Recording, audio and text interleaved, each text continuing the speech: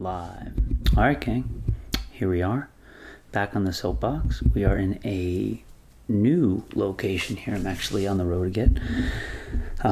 So good to be coming with you guys. Want to hop on a little podcast here, talk about some things that have been, just chatted about. Nothing crazy, just some things on my mind.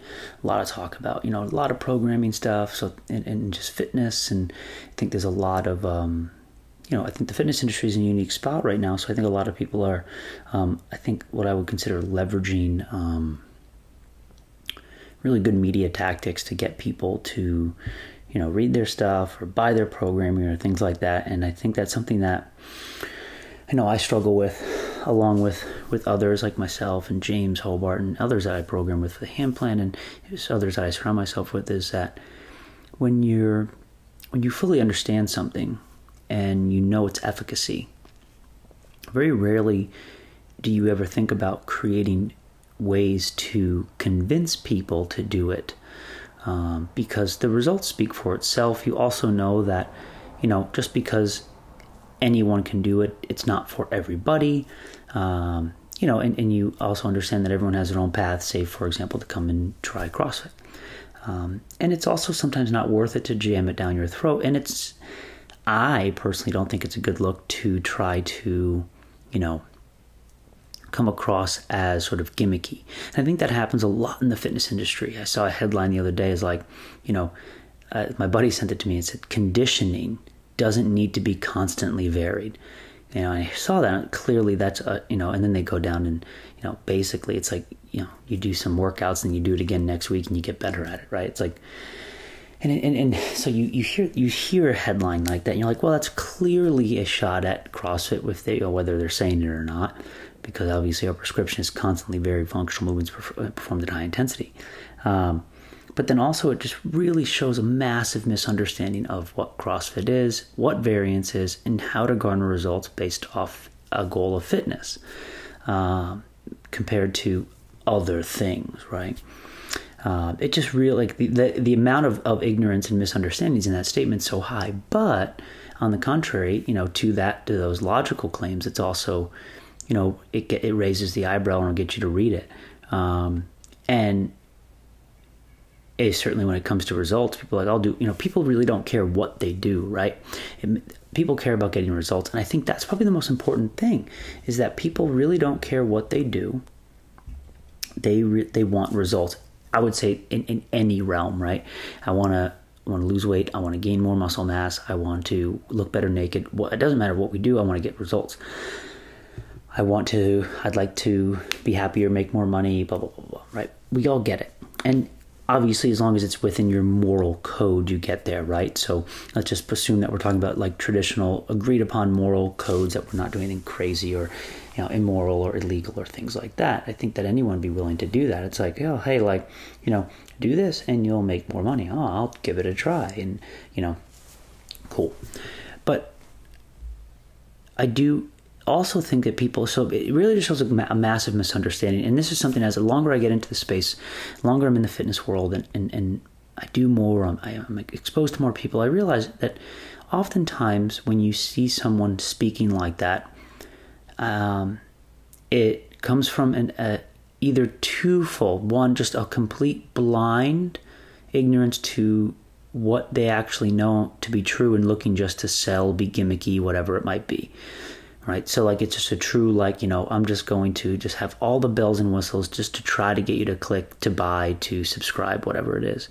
Or it's making claims without actual education or understanding. I would say that's probably the majority of it. And I think it's actually a combination of both, right? You're making claims without actually education, understanding, but you're also just trying to, market without actually any true understanding of what's going on. And in turn, you get, what I would consider just, I don't think these people are bad people. I just think they're real, it's like, and then you get the social media piece where it's like, these people would never be able to say that to anyone's faces, because certainly people of education or background, because they wouldn't be able to have a leg to stand on. So what we find is, I think a lot of people are misunderstood. A lot of people misunderstand what CrossFit is and what programming is. So let's start with variance.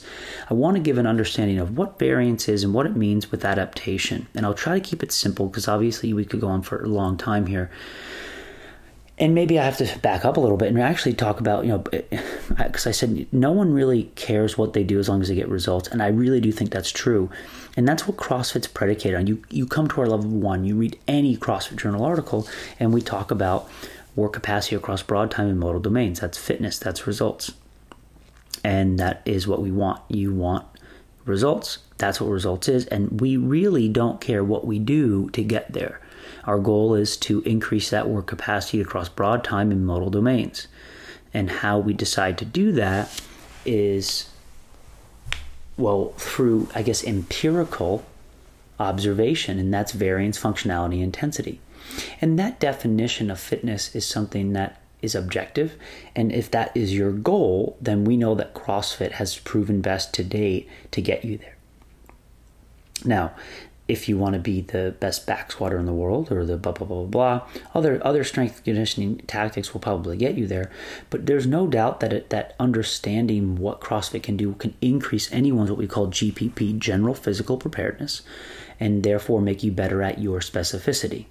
So if you want to be if you look at the conjugate method or things like that, that's a very similar concept and understanding of what variance is to develop an apex level of strength. You see a lot of endurance runners now incorporating this, but so again, I don't want to dive down those rabbit holes, but if truly, like you would say 99% of people don't care about anything other than I want to get fit. I'd like to, and what does that mean?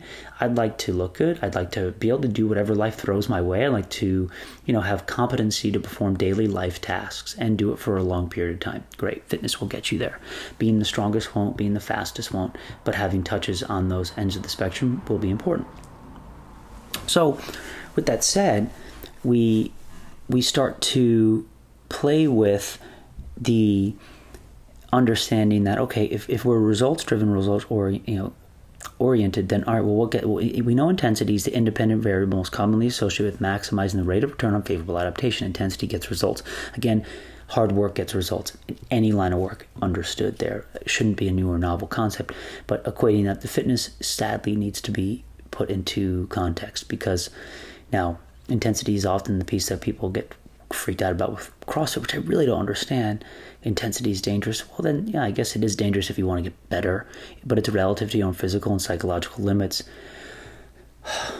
Go back to work, right? When you first start a new job, you are not able to move as fast and lift as heavy in your job because you're new and novice. Therefore, you're slowed down. You're not as conditioned to go quicker, and you're not going to be lifting as heavy weights or doing as big as projects because you're not there yet. You don't have the capacity. And functional movements are inherently safe because if you cannot put your body in the right position at the right time, you often cannot move the weight. And that's where a coach comes into play to make sure that you move safely, effectively, efficiently. And it's truly like if you don't move that well, you can't clean a lot of weight. Now, yeah, you can get hurt because you try to do something that might not be appropriate manifestation of a clean or a snatch or other things. Yes, that risk is there, and hopefully a coach can mitigate that. But for the most part, you're just not going to be able to get a bar from the ground to your shoulder to overhead. It's just not going to happen.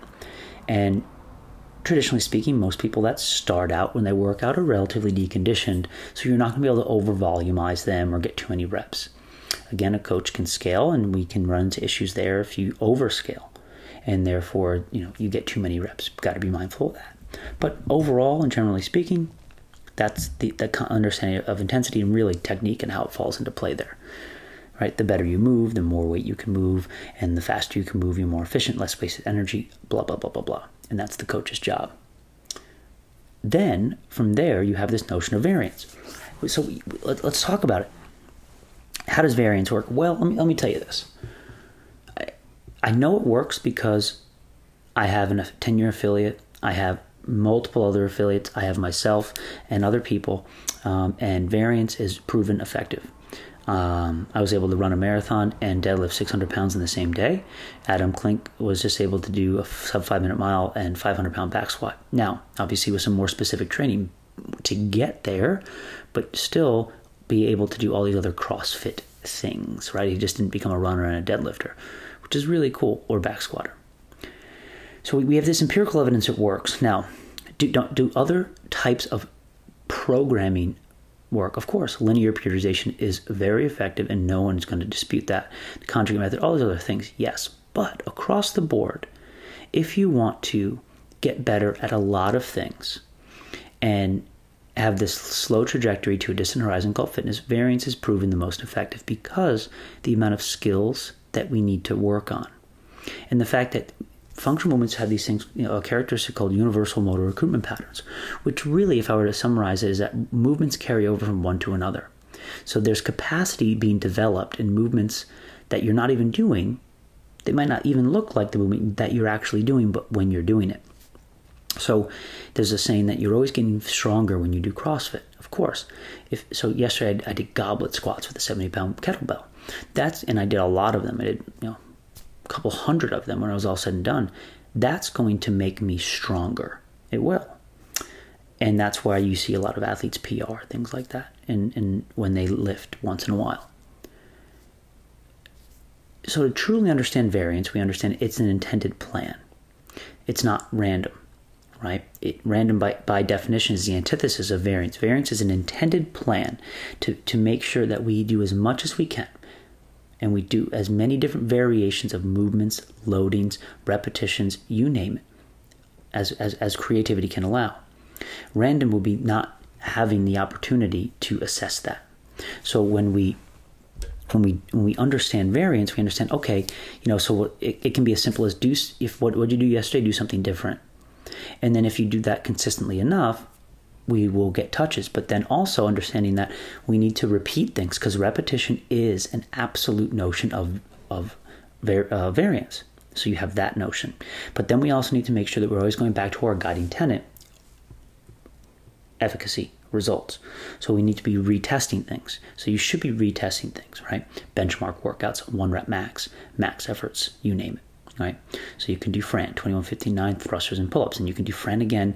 You can try it in 2 weeks, but once a quarter, 4 times a year is probably a good way to do it. Now, there's absolutely nothing wrong with going through focuses either. And this goes back to our guiding tenet of variance. If you notice that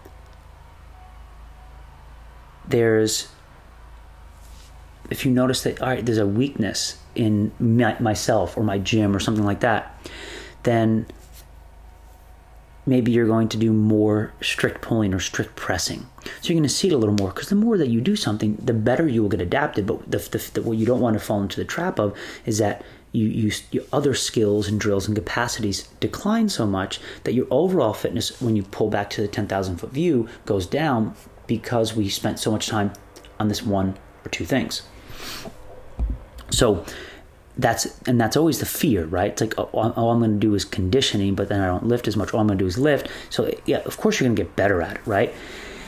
But we don't want to lose the other skills or capacity. So we can touch things more. And then this is where the notion of volume comes into play. And this is where, it's like, well, if I do more, I have the opportunity to get better at more. And there is 100% validity to that. That's why you see competitors do more. But obviously you run the risk of the more that you do, the more opportunity you have to get injured, to overtrain, so on and so forth. And then when you do that, it also gets much harder because your volume and repetitions come much higher. Therefore, the wear and tear in your body increases. You can do it. And it does take you have to be smart with what you're doing and how you're doing it since you're doing so much volume, but it doesn't mean it can't be done. But without a doubt, that means recovery and awareness of your body becomes so much higher because your volume is so much more. It's also not sustainable for life. So that's why we want to make sure we push out the CrossFit Games athletes into a different scenario. And really no one cares about them because that's not the general public. It's not who we program for. And the nice thing is if you take inspiration from the best and you pare it down to what your affiliate should look like, you should realize that, all right, great, we should be doing 1 workout a day with some nice prep work, skill work daily, and some accessory work. And every day is going to look a little different from what that looks like. Shorter workouts, longer workouts, more stretching or accessory, less stretching or accessory. Sometimes you'll do multiple components in a day, sometimes you won't. And a lot of that's also predicated on your time. Most people have less than an hour. And that's the beauty of variance, because it allows us in that short period of time that people allot for fitness daily to get much better at many different things, different skills and drills. You're not going to become, and someone asked me, man, like, I want to get better at muscle ups. Well, if you really want to get better at muscle ups, we probably got to spend a little more time than just coming to class, warming up, doing the workout, and stretching, cooling down, and leaving. And there's nothing wrong with that. The problem is that in order to truly get better at something, if it's a weakness, it does take some time. And this is where the group model comes into play. People struggle with it, like one-on-one's the best. No, it's like you can give people homework, give your affiliates and your gym members homework and focuses and those types of things. So, and that's okay. But we just have to remember that if we really want to get better at something that we need to bring up and actually spend a little more time on, we actually just need to spend a little more time on it.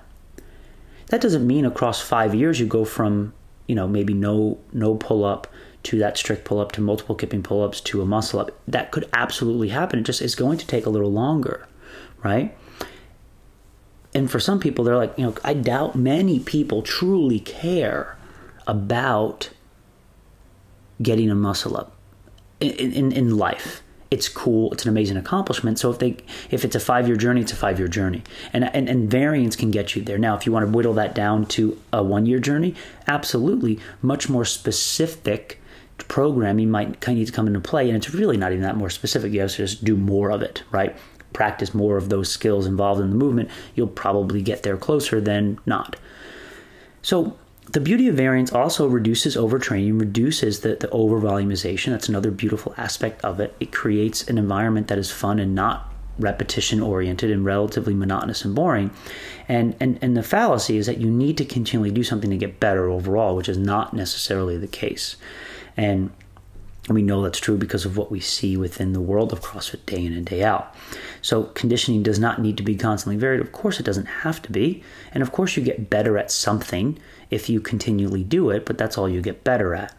And it's also kind of boring. It's like, you do the same workout week after week after week. Nah. But there's also other things involved in there. It's like the more you do something, you also learn how to do it. So you should get better at it. And you might not necessarily increase your conditioning as well. So be careful of that little trick they put out there. It's like, I'll redo an open workout and in 4 days improve. Did my conditioning improve, or did my familiarity with the movements or other things improved? That's another thing to think about. And that's cool, but does it really matter? No. But also, is it okay to do the same thing a couple times in a week? Absolutely. It could be even the same workout or same movements. That's part of variance. And think about life. Does life demand that of you too? Absolutely. So variance is this beautiful sort of melting pot of everything we do, and it really is the cornerstone of how we get better at everything. And really, if you think about it, it's really what humans are meant to do. Now, if you don't want to do that, that's okay. Then CrossFit's probably not for you. If all you want to do is go to your X, Y, and Z group fitness classes that are about the same every week, that's good. But you keep in mind, it will pigeonhole you in the results that you see. And that's why when you walk into a CrossFit gym of people that have gone consistently for 5 years and they've adhered to the nutritional regimen even relatively effectively, you see people that look different than anywhere else. It's not a secret. This stuff really, really does work. That's also when you walk into any gym of people that are working their butt off and they're working really hard, they also look really good and get results. Hard work gets results, and consistent hard work gets results. Now, you overlay that in as, let me see what you can do. And I would argue that CrossFitters can do the most, look the best, and also they're able to learn skills pretty quickly. Because my athletes can run, jump, push, pull with all different levels of implements, and it's part of what they do, as opposed to, I don't do that. It's like, I'll give it a try. Athletes can climb rope, they can deadlift, they can clean, they can run, they can do all sorts of things. They can do Olympic lifts, and these are people in their 30s, 40s, and 50s. They can get upside down, they can do everything. So these are that's the beauty of variance. And when life gives you those scenarios, that's how you get better. because you're able to do them. You don't get hurt. You can accomplish tasks and move on with your life. And that's the purpose of fitness. So hopefully this helps. I wanted to get 20 minutes, soapbox, variance, a little bit of functionality in there. A lot of CrossFit, but hopefully you find it some interesting stuff. Appreciate it.